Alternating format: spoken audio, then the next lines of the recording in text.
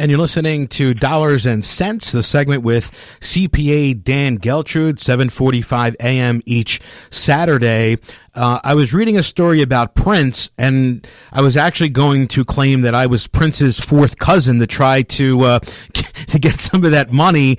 But I understand that his estate is going to owe hundreds of $millions in taxes. Is that true? And who's going to have to pay that? Incredibly, Prince died without a will, which you can say from that clearly no planning was done. And what's peculiar about Prince is, if you remember, he was someone who was really, really protective of his music, of his image. For a period of time, he had changed his name to that squiggly design because he was in a battle over the rights to his music and so on with the music company.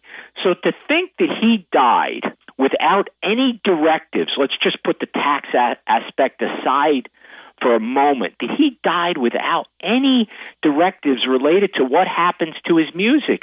You know, his heirs, the people who are ultimately going to share in his estate, they could start using his music for commercial purposes and a lot of other things, which, based upon his life, you wouldn't think that Prince would want that.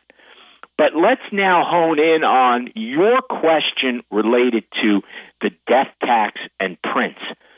Let's start with the timing of his death. Prince died in 2016. The estate tax is in place.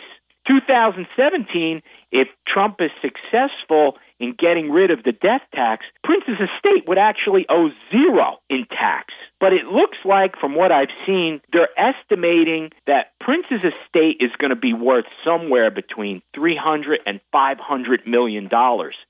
So yes, there could be hundreds of millions of dollars that are going to be owed related to Prince's estate. So what I see happening here, there's going to be a fight. There's going to be a fight which happens quite often between the estates of wealthy people and the IRS. And what they're going to fight over is the value of the assets, because keep in mind, the estate tax is based upon the value of the assets at the time of death.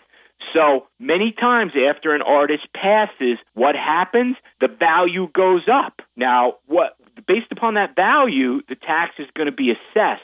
What's Prince's music catalog really worth? That's not a black and white answer. There's going to have to be valuations, estimates, and because it's not so clear, there'll be a fight because we're talking about hundreds of millions of dollars in taxes.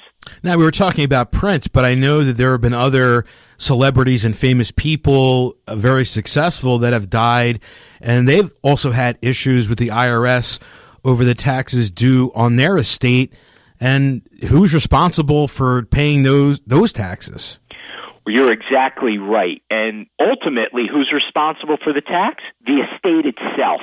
Whatever's left and whoever is in charge of the estate, the trustee, they are responsible for making sure that those estate taxes get paid.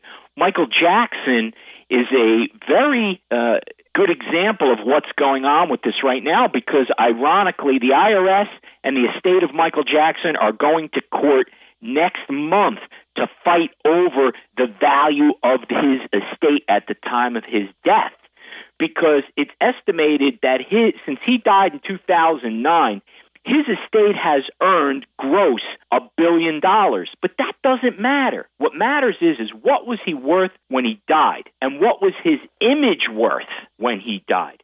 So specifically related to his image, which is one of the primary issues that the estate and the IRS are fighting over, the family claims that his image was only worth $2,500. Now, perhaps that's a little extreme, but they say, listen, at the time of his death, he was having some image problems, right? There were accusations related to what was happening with him and children and so on. And the IRS is claiming, no.